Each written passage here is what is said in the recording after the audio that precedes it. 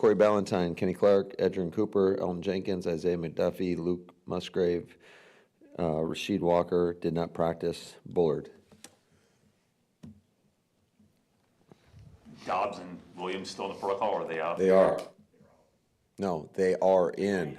You got to really work on your wording of questions, Bill. What was wrong with Rasheed Walker? It is his knee.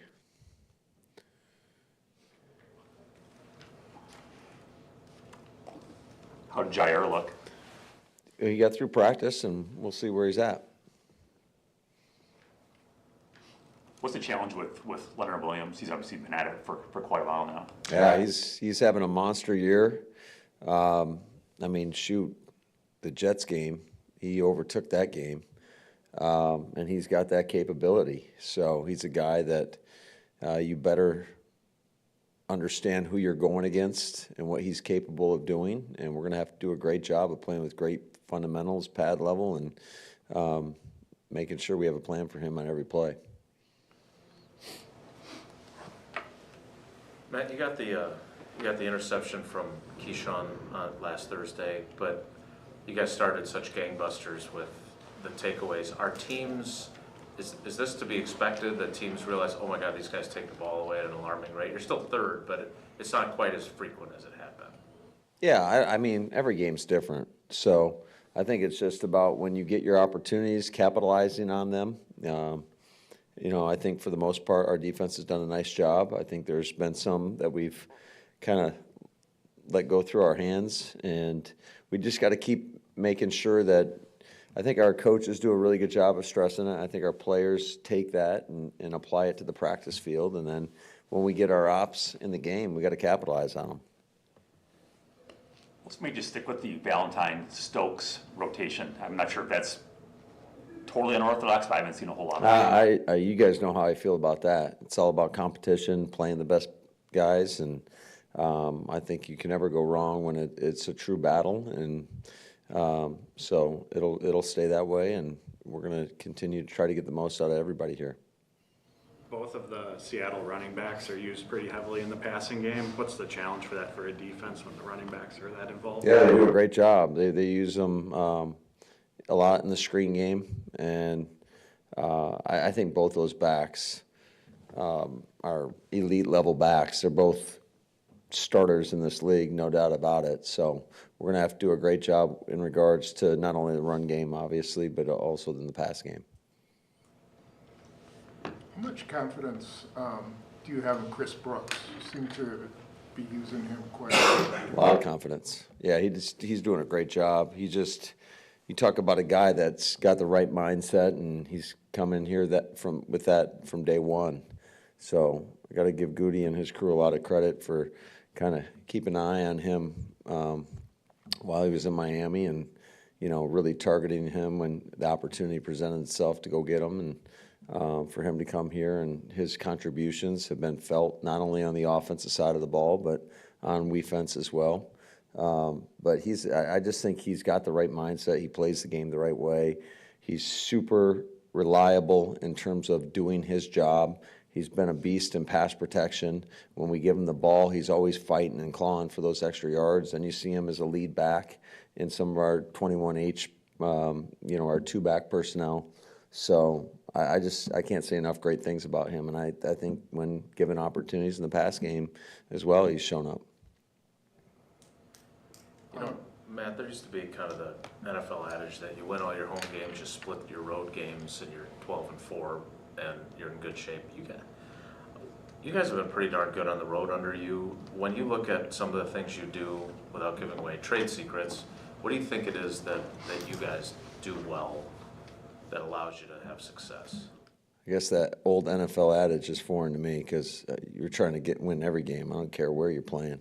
So, but I just, I think to me, it's about staying true to your process and trying to get better each and every day, and making sure that you're on your details, because I do think the details separate good from great, and capitalizing on opportunities. And so I don't know why that's the case. I think it's a lot of credit goes to our players to be able to go out there and execute, and that's what this game's all about. But, we've got that mentality. You're trying to win every game, and you can only do it one game at a time. So just focusing on that process and trying to do the best you can each and every day on the practice field, in the meeting rooms.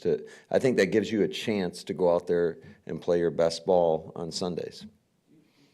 I mean, there's lots of great moments in football, but are flights home from road games some of your favorite moments after you've won a big road game? Is that one of those things you kind of cherish? Yeah, I think they're a hell of a lot more fun. Looking at the tape, and then just everybody's spirits on the plane are much higher. The guys are more excited. So absolutely, I think there's been a lot of fun road trips through the course of the years.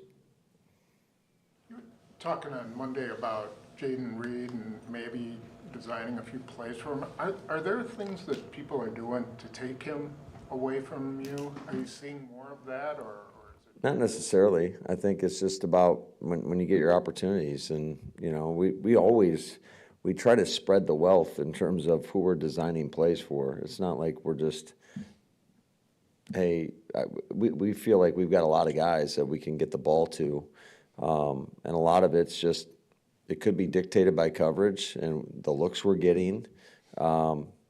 It's easy to give a ball to a runner. You can always design a play for a runner, just put them in on a running play. I think it's a little bit more challenging with the receivers and tight ends at times.